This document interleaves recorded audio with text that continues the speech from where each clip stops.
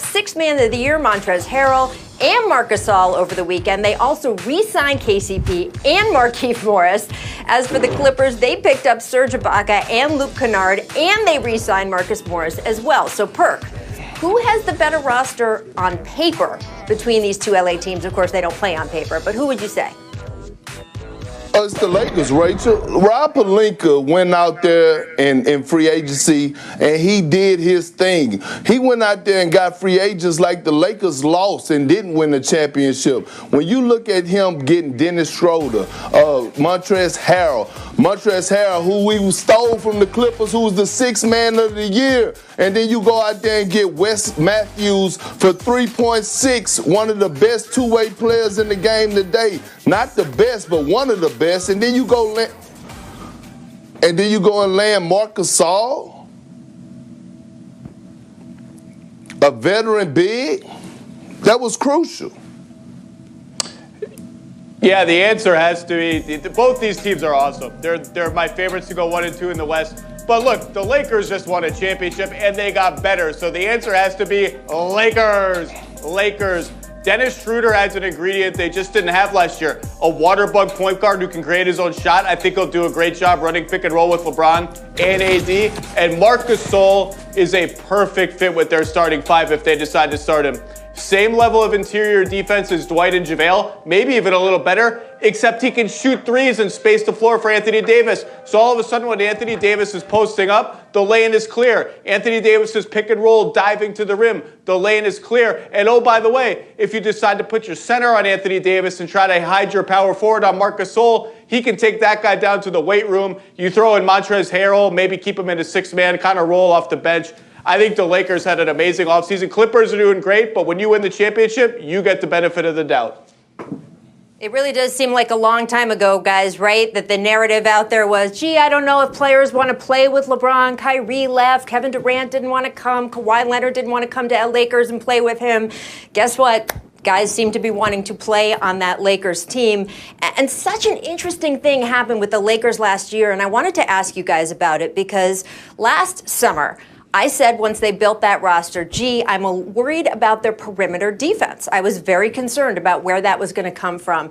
And if you look at the numbers of where this Lakers roster, their core players were the previous season, look at their defensive numbers from last season, you can see where that concern was. But then look at this past season.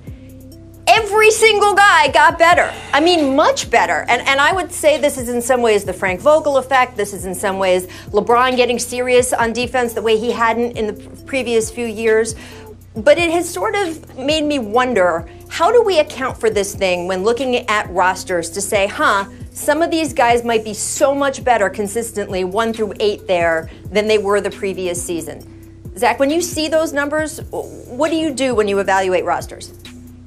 Well, a lot of those numbers, those are team defense or individual defensive ratings. Those are really heavily dependent on your team context. So when you add in Anthony Davis and you add and engage LeBron James and you retool the team around them, everybody's defensive numbers are going to get better. So I don't put a huge amount of stock into those numbers. I just think the Lakers got better talent, including a defensive player of the year level player in Anthony Davis, a coach who's going to stress defense from day one. And they came out with the mindset of, we're building our team defense and out. And when you do all those things together, yeah, everybody's numbers are going to improve. I don't think, and everyone bought in. Guys who maybe hadn't bought in as much in the past bought in. So that's what happens. And I do think they can carry that over into this season. And as you pointed out, Rachel, their perimeter depth, just as good now as it was when they won in the bubble, maybe even better.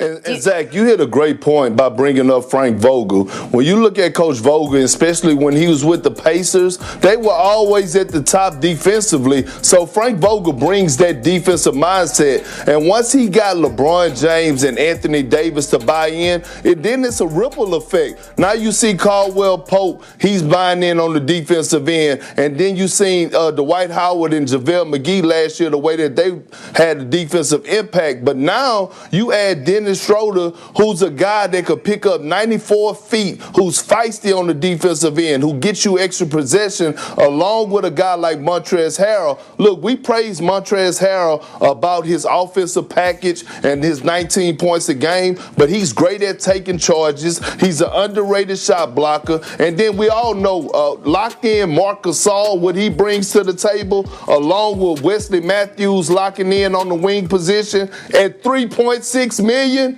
Hey, it looks like pure gold to me for the Los Angeles Lakers.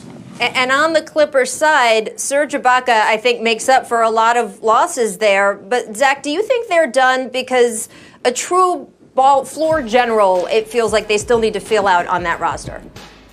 Well, there just aren't a lot of those players left unless they want to re-sign Reggie Jackson. It's getting to be slim pickings. But to answer your question, no, I don't think they're done. And I don't necessarily think there's a move that happens now or maybe even before the season. But I don't think the Clippers, as they stand right now, first of all, they have to add a couple of players. Second of all, I just don't think this is going to be the team that is playing for the title or playing in the playoffs after the trade deadline. I think they'll tweak it a little bit, but Ibaka was a hugely important signing for them. I agree. Look, the Clippers dropped the ball. I thought they would be more aggressive this offseason. I thought that they would try to go out there and really pursue Rajon Rondo because that's what they're missing. They're missing that floor general. They're missing that veteran leader to be on the ball club, to be that guy who controls the locker room outside of basketball. But they didn't go out there and they didn't be aggressive. To me right now, the Clippers are losing, especially the L.A. battle, but they're losing in the free agency battle tremendously. Serge Ibaka was a good pickup, but they needed to add more pieces, and they're not getting it done right now. Well, they got time before the trade deadline, still months away. We'll see how they tweak and come up with a roster that's going to take them into the playoffs. I do want to move on to Gordon Hayward because he and the Hornets agreed to a 4-year, $120 million deal over the weekend, guys. A lot of folks question Hayward opting out of his $34 million option with the Celtics for next season, but clearly it was for a reason. It worked out for him. Zach, what's your assessment of Charlotte's decision to gamble on Hayward here? All right, let me defend the Charlotte Hornets a little bit. Do I think this is a good contract? Not really. Do I think it'll be like a trade asset in a couple of years? No. But it's not like the Celtics and the Pacers in a sign-and trade were offering $80 million or $90 million. It was something over $100 million. So it's not like the difference was that big. And look, if you want free agents to come to Charlotte, this is what you have to do. Just like if you want free agents to come to any kind of small market, you have to overpay them. And all you want to say is, well, they should just keep tanking and tanking and tanking. Well, that's just not a reality for a lot of these teams. It's not a reality for these small market teams, even in a year when you can't sell tickets. And also, the Hornets, as things stood before, could have had like $50, $60 million in cap space this coming offseason, when like 2/3 of the league is going to have a lot of cap space. What are you buying with that cap space that's better than Gordon Hayward? Gordon Hayward, if he stays healthy, is still a really, really good player. So no, I don't think it's a great contract. And yeah, everyone wants to clown the Hornets for going all in for the 8th seed like they always do. I just don't think it's as bad of a deal as people are making it out to be. And I think Gordon Hayward is still a damn good player. Well, Zach, I have to disagree with you. Look, I'm all in for players getting their bread and getting their lettuce, but for the Hornets, this was a bad deal. And look, we're coming up on Thanksgiving, and Michael Jordan is already thinking about Christmas because if he's going to be this giving, I might have to retire from ESPN and go get back in shape because if he's going to be giving out millions of dollars, I can go out there and go set picks and rebound if he's just in the giving mood. Look, this type of signing is not good. And I understand it's hard to land free agents in a small market. But when you go out there and give $120 million to a guy that's over 30, that's getting up in age, you know, to land a Gordon Hayward, who's, to me, not a number one option guy, it could set your organization back in the future. And I just think with an organization like the Hornets, you did well by drafting LaMelo Ball. You continue to draft young guys and develop young guys and have a great player development, not go out there and spend $120 million on an aging Gordon Hayward who haven't really been healthy. His health is one of the big flags, right? Of course, and the injury when he first got to Boston was a freak injury, but he's had many injuries since then, missed a chunk of time in the bubble.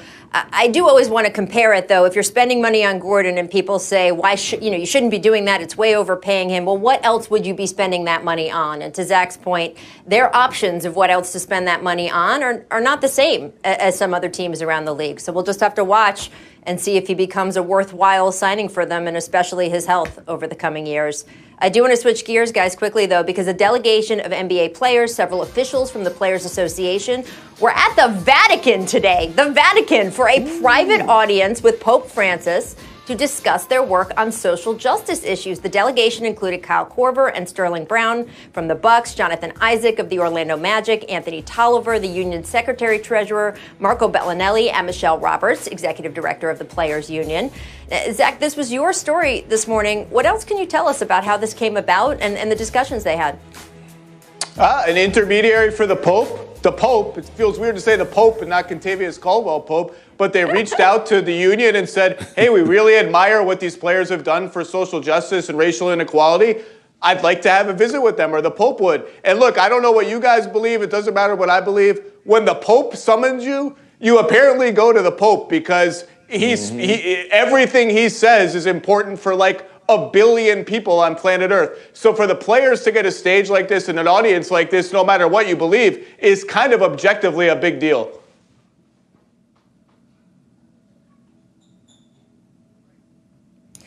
Perk, absolutely. I know you agree with me that when the Pope calls, you got to say yes, right, Perk?